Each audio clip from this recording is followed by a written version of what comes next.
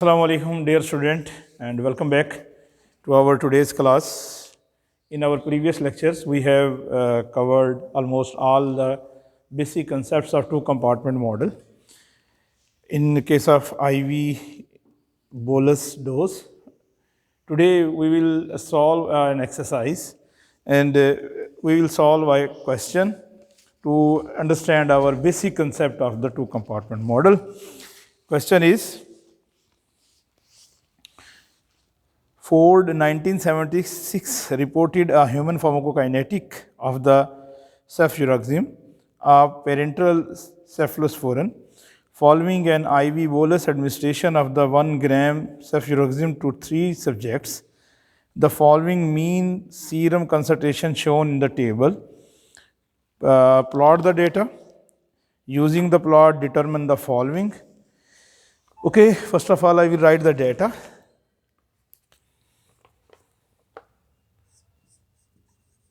Time versus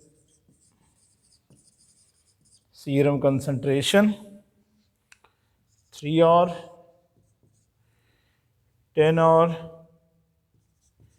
30, 60, these are minutes, 120, 180, 240, 360, 480. Okay, the concentrations 99.2 microgram per ml, 75.4, 43.2, 27.2, 11.7, 7.4, 3.6, 1.1 and 0.3.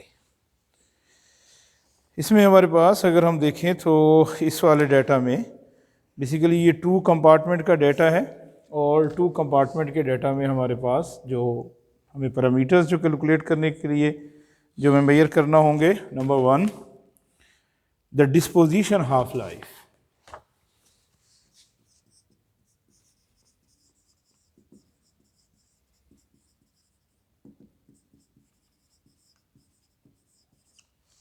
Remember मैंने आप लोगों को बताया था कि डिस्पोजिशन या पोस्ट डिस्ट्रीब्यूशन जो एरिया है उसको हम रिप्रेजेंट करेंगे T half beta. Number 2 the disposition rate constant.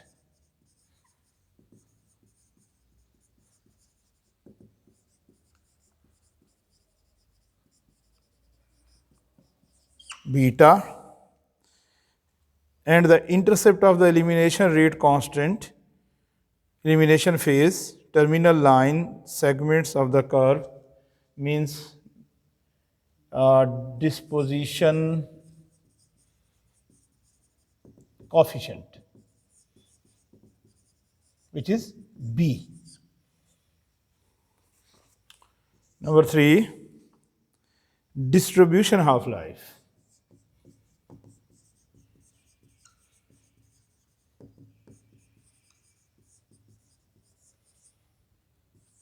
Alpha T half alpha.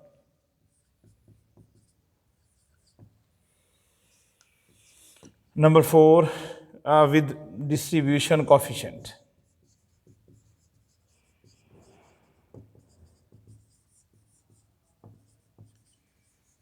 Which is actual A. And distribution rate constant, which is alpha. Number 4. Number 5 intercompartmental transfer rate constants.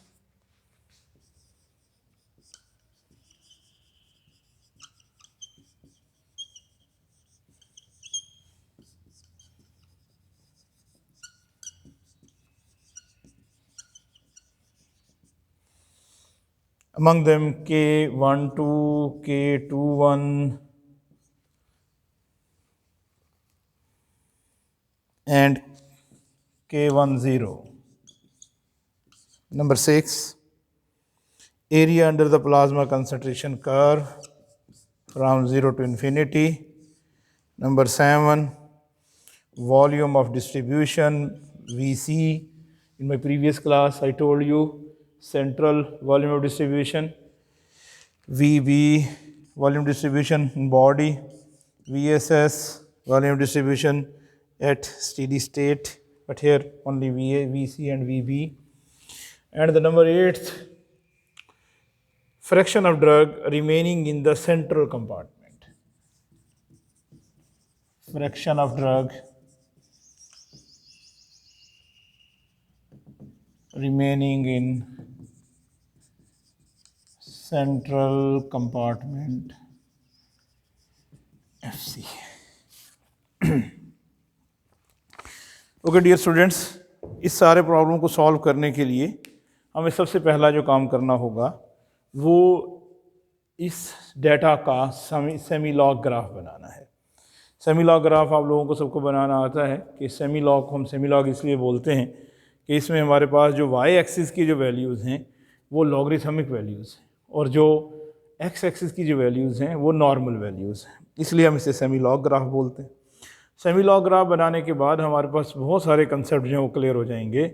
हमने previous classes में बहुत detail से इन तमाम बातों के बारे में बड़े डिटेल से सीखा है कि K12 को कैसे कैलकुलेट करना है, K21 को कैसे कैलकुलेट करना है, K10 क्या है, और इस तरह से सेम हमने अल्फ़ा बीटा ए बी और alpha T half alpha T half beta same volume distribution और फिर FC के हमने कैलकुलेशंस को हम सीखना है। तो अगर हम इसको ग्राफ को कंस्ट्रक्ट करें तो ग्राफ में हमारे पास time in hours in minutes according to our data, concentration in microgram पर ml, और अगर हम इसमें देखें मिनिमम वैल्यू हमारे पास 0.3 है और मैक्सिमम 99 है। तो इसका ग्राफ हमें स्टार्ट करना होगा 0.1 से, 0.1 से स्टार्ट होगा, 0.1 देन 1 देन 10 देन 100। और रिमेंबर जो हमें जितने साइकिल ग्राफ रिक्वायर्ड है इस प्रॉब्लम को सॉल्व करने के लिए वो ऑलमोस्ट 1 2 3 तक तो हमारा नॉर्मल प्रोसेस हो सकता है, लेकिन अगर 4 साइकिल ग्राफ होगा तो ज़्यादा कंफर्टेबल फील होगा। रीज़न ये है कि हमें क्योंकि एक्स्ट्रापोलेट करना है, एक्स्ट्रापोलेट करने में हमें वैल्यूज़ को दोबारा से इसे देखना होगा, इसलिए हम इन वैल्यूज़ को जो हमें यहाँ पे इसे अज्यूम करते चले जाएंगे। ओके जी, जब हम इस ग्राफ को प्लॉट करेंगे तो इस ग्राफ की प्लॉटिंग में आपके पास जो वैल्यूज़ हैं स्टार्ट में जो टाइम था वो 3 आवर से आपने स्टार्ट लिया है, 3 मिनट से, और देन 480 मिनट्स तक है। इस टाइम फ्रेम को भी हम बिल्कुल उसी तरह से स्मॉल डिवीज़न और बिग डिवीज़न के कंसेप्ट से हम इसको सीख लेंगे। यानी अगर हम से 0 से स्टार्ट करते हैं तो 480 को हम 500 अगर समझ लेते हैं तो 100 का हम जो है वो सेगमेंट्स बना सकते हैं। यानी start with the 0 then 100 then 200 then 300 then 400 और फिर 500। तो ये हमारे लिए ज़्यादा इजी हो जाएगा क्योंकि 100 का गैप रखना है।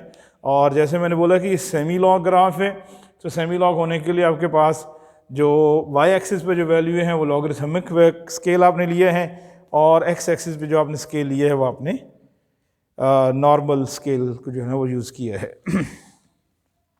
इसे जब हम प्लॉट करेंगे तो इसकी प्लॉटिंग में हमें जो पहला जो हमारे पास जो नंबर है वो 3 मिनट्स पे 99 है, तो से अगर ये 100 है तो ये इसका 50 है और देन ये 25 है, और सेम अगर हम अगर मूव करें तो यहाँ पर तकरीबन पहली वैल्यू हमारी यहाँ आती है। सेम केस में हमारे पास जो दूसरा 10 मिनट्स पे 75 है, 25 से बिलो ही, और ऑलमोस्ट अगर ये 10 है तो ये 50 है और ये 5 है और ये 0.5 है, तो ये 75 ऑलमोस्ट आपके पास ये सेकंड वैल्यू आई। इसमें से 43 है और टाइम हमारे पास 30 है, तो ये 25 पे 43 ऑलमोस्ट यहाँ वैल्यू आएगी।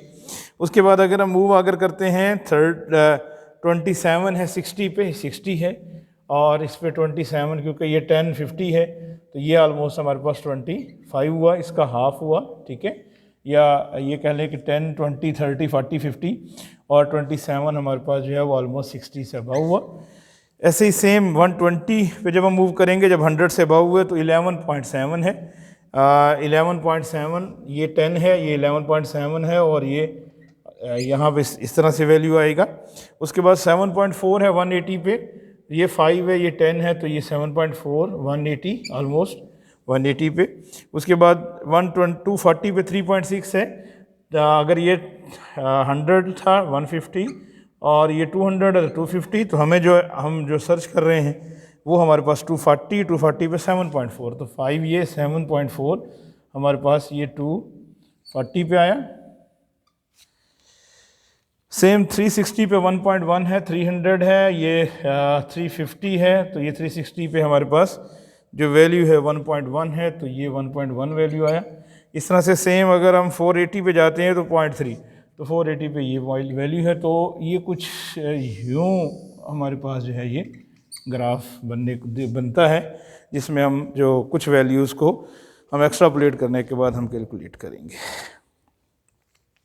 रिमेंबर यहाँ पर हमें 2 हाफ लाइफ्स कही गई हैं, तो 2 हाफ लाइफ्स को निकालने के लिए दोनों का मेथड डिफरेंट है।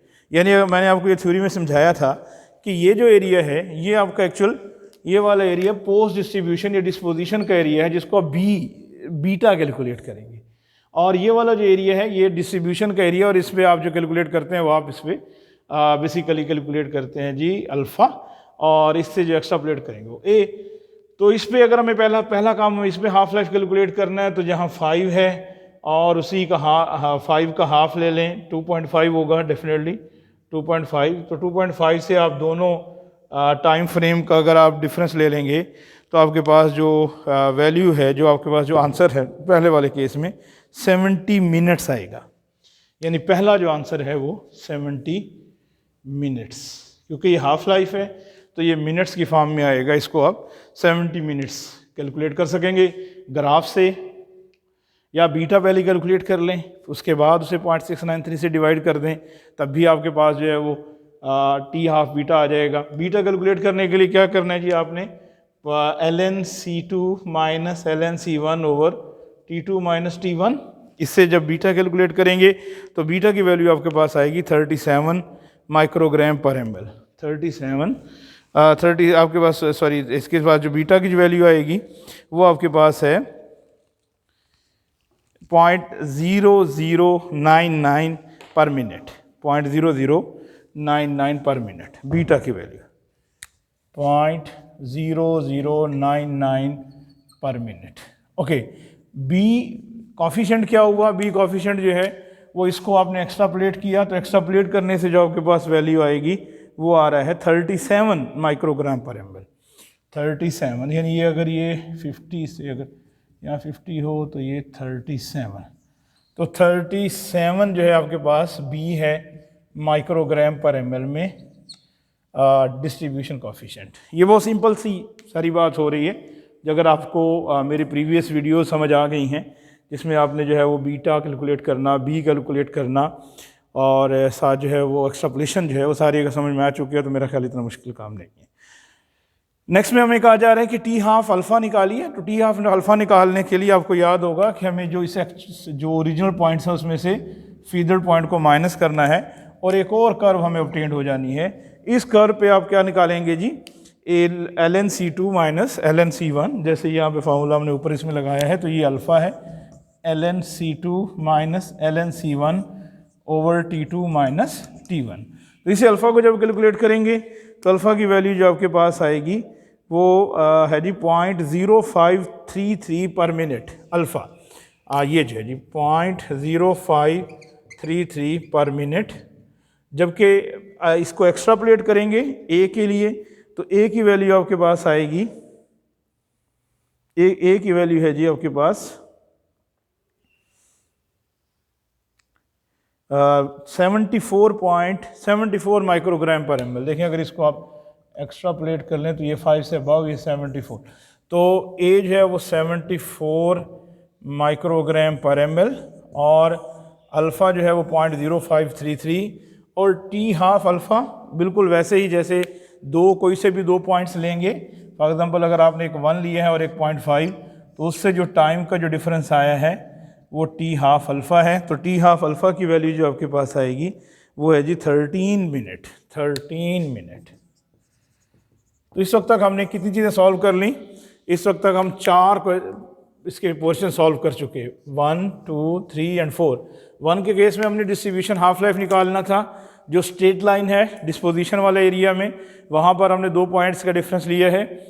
हमने बी निकालना था डिस्पोजिशन कांस्टेंट, उसके लिए हमने जो है वो 2 रेशो ली है नेचुरल लॉग के साथ कंसंट्रेशन के डिफरेंस की और टाइम की।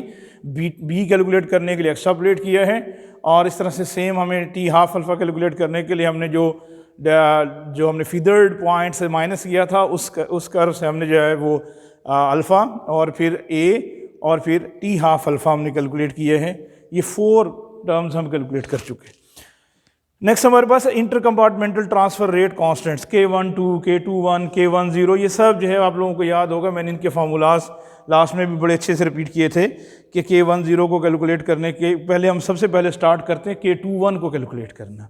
K21 को कैलकुलेट करने के लिए हमारे पास जो सिंपल फार्मूला था, हमने ये 2 जो रेशोज़ थी हमने हमारे पास, इसे हमने यूज़ किया था K21 को, कि जिसमें हमने A into beta plus B into alpha over A plus B। K21 अगर कैलकुलेट करना है A into beta plus B into alpha over A plus B। इससे अगर हम कैलकुलेट करेंगे K21 को, हमारे पास A की वैल्यू भी है, बीटा की वैल्यू भी है, बीटा भी है और B भी है और अल्फ़ा भी है, A और प्लस B भी है। तो इस सारे को अगर आप सॉल्व करेंगे तो K21 की वैल्यू आपके पास आएगी, K21 आएगा 0.0242 पर मिनट, 0.0242 पर मिनट। और अगर हमें निकालना हो K12 और K10, रिमेंबर इसके भी फार्मूलाज मैंने आप लोगों को करवाए थे कि K10 को और K12 को भी अगर कैलकुलेट करेंगे तो K12 है 0.0171 पर मिनट और K10 हमारे पास है जी 0.0216 पर मिनट।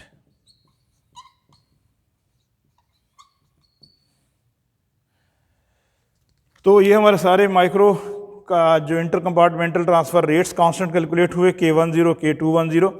ओके, AUC कैलकुलेट करना, आप लोगों को याद है कि AUC के लिए मैंने आप लोगों को ट्रेपोज़ाइडल रूल समझाया हुआ है, जिसमें हमने कहा था कि हम इसमें ट्रेपोज़ाइड्स बनाते हैं, सेगमेंट्स बनाते हैं, और कोई से भी 2 सेगमेंट का पहले हम AUC कैलकुलेट करते हैं। AUC 0 to 1, 0 to 2, 2 to 4, 4 to 6 and इस तरह से सेम इसको कैलकुलेट करते चले जाते हैं। तो यहाँ हम AUC जब कैलकुलेट करेंगे तो हमारे पास वैल्यू आएगा जी 5634.70, 5634.7 माइक्रोग्राम पर ml पर इंटू मिनट। VC और VB ये 2 वॉल्यूम डिस्ट्रीब्यूशन से सेंट्रल और बॉडी, इसके लिए भी मैंने आप लोगों को बताया था कि VC और VB को भी कैलकुलेट करने के लिए हमारे पास जो फार्मूलाज थे, जिसमें हमने सिंपल x0 से हमने इसे कैलकुलेट करना सीखा था कि हमारे पास जो है वो x0 को अगर हम डिवाइड कर देते हैं CP0 से तो हमारे पास ये VC कैलकुलेट हो जाता है। और VB के लिए भी हमने सिंपल से ये कैलकुलेशंस को सीखा था कि VB भी हम जो है वो बॉडी में जो ड्रग की जो वॉल्यूम डिस्ट्रीब्यूशन है उससे हम कैलकुलेट करेंगे। तो VC और VB के लिए जो मैंने कल की जो प्रीवियस लैब में जो क्लास में चीज़ें अपलोड की थी उन फार्मूला से अगर आप कैलकुलेट करेंगे तो VC की वैल्यू है 908.35,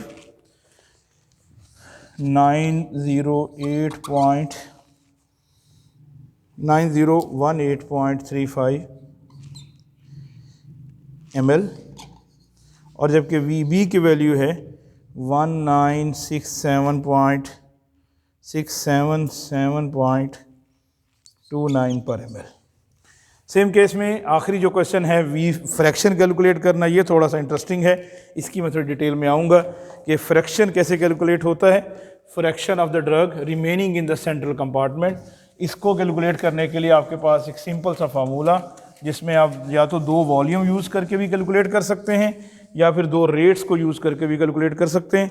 तो F C steric is equal to beta over K10 या F C steric is equal to V C over V B. इन दोनों से आपके पास आंसर सेम आ जाएगा। बीटा जो आपके पास जो वैल्यू थी उसमें 0.0099 डिवाइडेड बाय K12 है 0.0216। इसे अगर आप इसे सॉल्व कर लें तो 0.458 फ्रैक्शन जो है वो आपके पास स्टेडी स्टेट पे इस पे है जो ड्रग रिमेनिंग है इन सेंट्रल कंपार्टमेंट। वीसी और वीबी को डिवाइड करें 9018 डिवाइडेड बाय 19677 19677 इसको सॉल्व करेंगे तो देन 0.458 इसका वंस अगेन आंसर आएगा। तो ये वो फ्रैक्शन है जो रिमेनिंग है सेंट्रल कंपार्टमेंट में। आई होप आपको इसकी समझ आई होगी। मैंने आप लोगों के लिए LMS पे सब ग्रुप्स के लिए अलग अलग जो क्वेश्चंस अपलोड किए हैं उसे आप विद इन वीक जो सॉल्व करने के बाद आप उसे सबमिट करेंगे ताकि आपको इसकी कंप्लीट जो है इस एक्सरसाइज की समझ आ सके। अगर आपको क्वेश्चन हो तो आप ज़रूर शेयर करेंगे। Thank you very much.